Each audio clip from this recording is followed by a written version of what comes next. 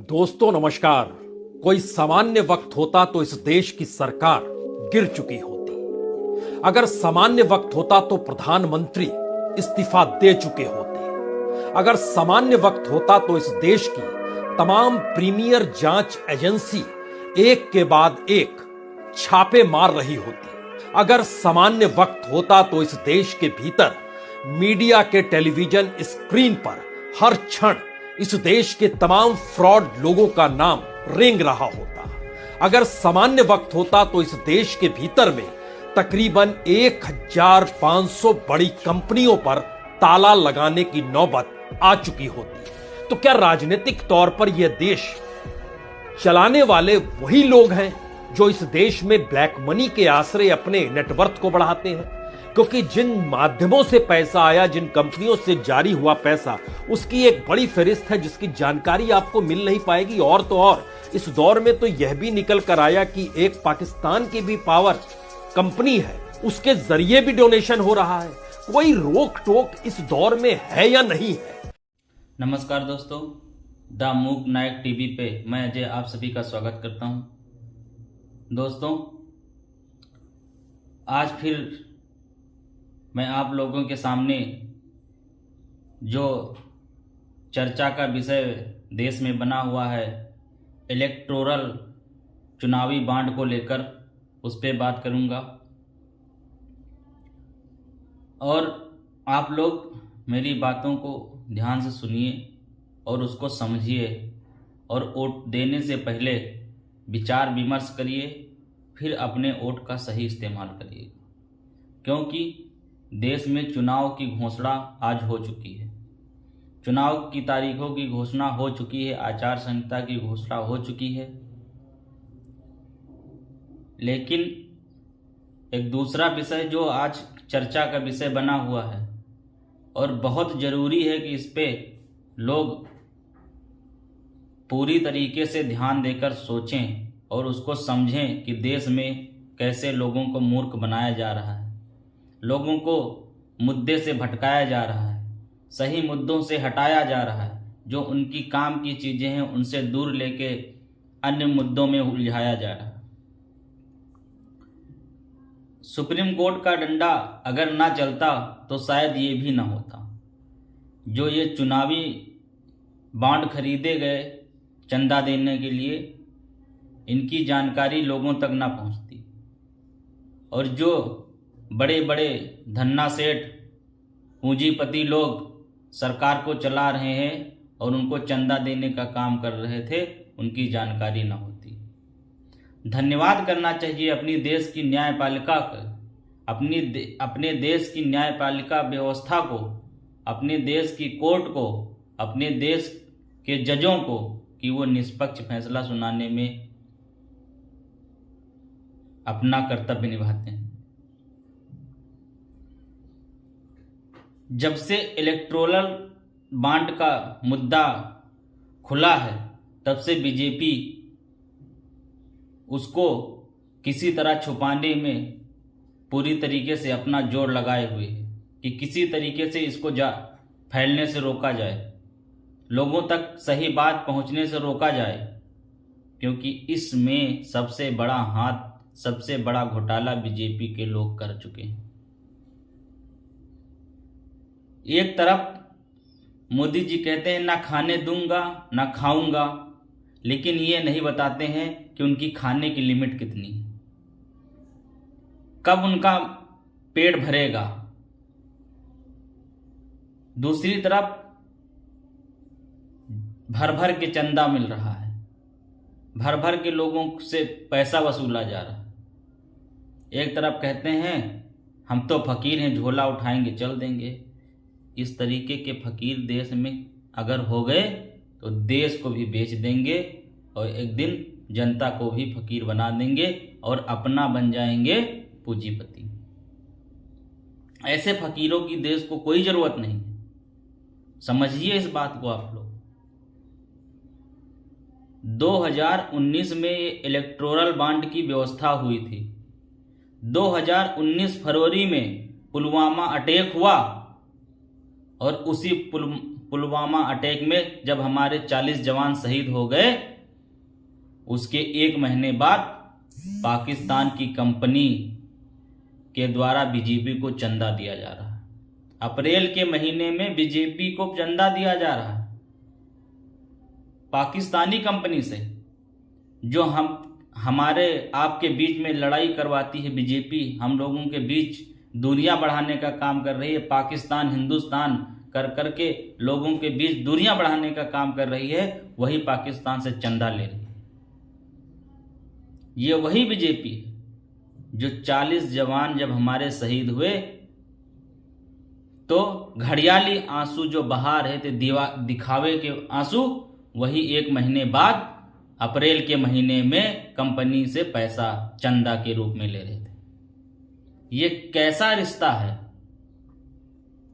कौन सी ऐसे रिश्ते हैं बीजेपी के साथ और पाकिस्तानी कंपनी के साथ, जो खुद भुखमरी से झेल रहा है वो बीजेपी को चंदा दे रहा है? ये कोई आम बात नहीं है।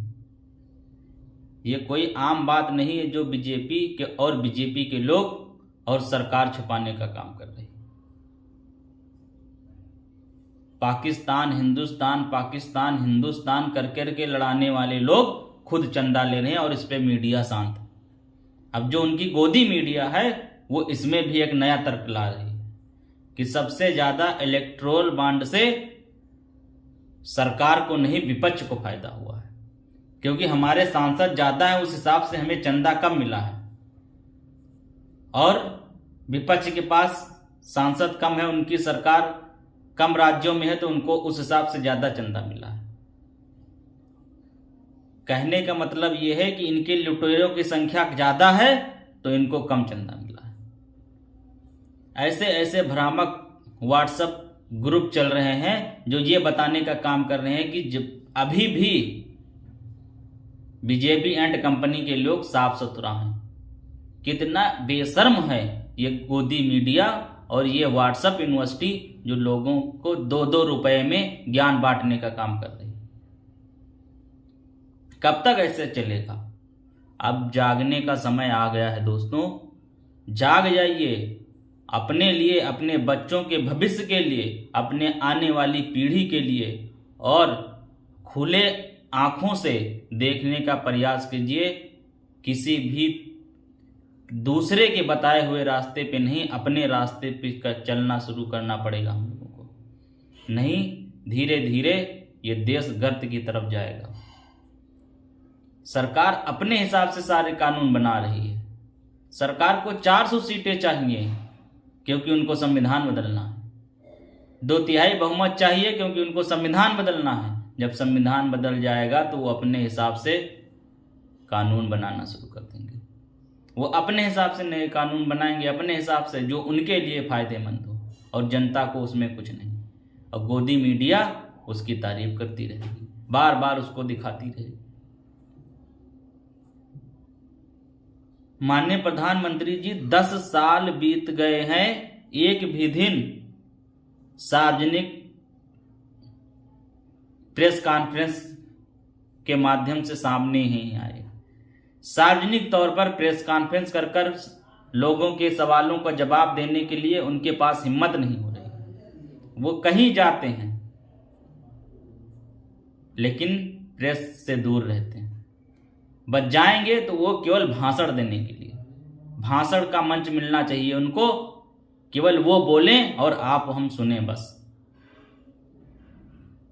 7 मार्च, 9 फरवरी, 26 फरवरी, 9 फरवरी को ग्लोबल बिजनेस समिट में प्रधानमंत्री मोदी जी गए और अकेले बड़े बड़े भाषण, 45 मिनट का भाषण देके चले आए।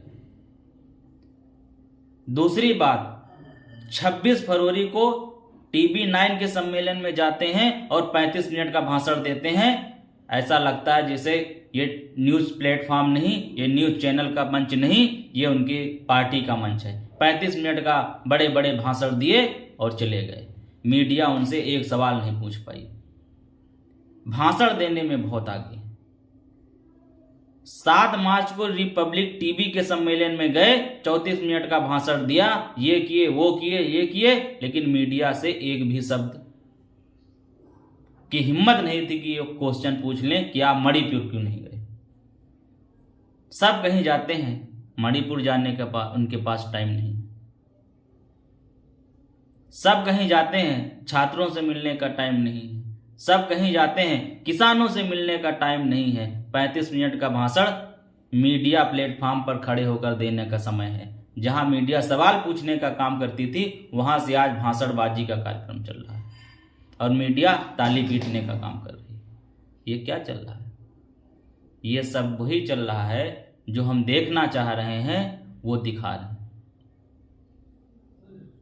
अगर ऐसे ही चलता रहा तो ये लोग मुद्दे की बात नहीं करेंगे। ये इनका मुद्दा खत्म हो गया है। 9 साल पहले जब आए थे तो मोदी जी कहते थे 60 साल बनाम 60 महीना। 60 साल कांग्रेस को दिए आप, हमको 60 महीना दे दीजिए, हम भारत को ये कर देंगे, वो कर देंगे, बना देंगे। और 60 की जगह 120 महीना ले लिए, लेकिन कुछ नहीं किए। पहले जब भाषण देते थे तो रुपया पतला होता था, अब रुपया पतला नहीं, अब मोटा हो रहा है, जबकि पैसा निचले स्तर पर। पहले जब भाषण देते थे तो कहते थे 2 करोड़ नौकरियां देंगे, अब कहते हैं पकौड़ा तलो। पहले जब भाषण देते थे तो कहते थे बनारस को टोक्यो और दिल्ली को बीजिंग बना देंगे। अब उनके न टोक्यो रह गया न बीजिंग। अब राम मंदिर हिंदू मुस्लिम, राम मंदिर हिंदू मुस्लिम चल रहा है। पहले जब भाषण देते थे तो कहते थे स्मार्ट सिटी बनाएंगे। कितनी स्मार्ट सिटी बन गई, कितनी महाविद्यालय बन गए, कितने लोगों को रोजगार मिला? मीडिया इस पे नहीं पूछती। 2 रुपए पेट्रोल डीजल का दाम आज कम कर दिया सरकार ने, तो उस पे मीडिया वाले बताने लगे कि आपके जीवन पे उस पे क्या फर्क पड़ेगा, आप कितने रुपए बचाएंगे और आप कितने अमीर हो जाएंगे। 2 रुपए केवल, छाती पीटने लगी गोदी मीडिया। ऐसे लोगों से बच के रहना है, ऐसे लोगों से दूर रहना है। खुद को रखना है, अपने बच्चे को भविष्य उसको संवारने के लिए उसको दूर रखना है। ये लोग चाहती है, ये मीडिया चाहती है कि हम लोग उलूल जुलूल इधर उधर के कामों में, फर्जी के प्रचारों में उलझे रहें। इससे बचना है और सही फैसला लेके सही वोट करना है। मैं निवेदन कर रहा हूं अपनी इन बातों के साथ कि चुनाव की तारीख की घोषणा हो चुकी है और जो मुद्दे सुप्रीम कोर्ट से चल रहे हैं, जिन बातों का खुलासा हो रहा, उसको बारीकी से समझिए, बारीकी से जानिए, उसके बाद कोई फैसला लीजिएगा। क्योंकि आने वाला चुनाव हमारे और आपकी आने वाली पीढ़ी का भविष्य तय करेगा। आप अपने वोट का सही इस्तेमाल करते हुए मतदान करिए, सही लोगों को चुनिए। बस यही बातें कहनी थी। वीडियो अच्छी लगे तो ज़्यादा से ज़्यादा लोगों तक शेयर कीजिए, मेरी वीडियो को लाइक कीजिए, चैनल को सब्सक्राइब कीजिए। बहुत बहुत धन्यवाद।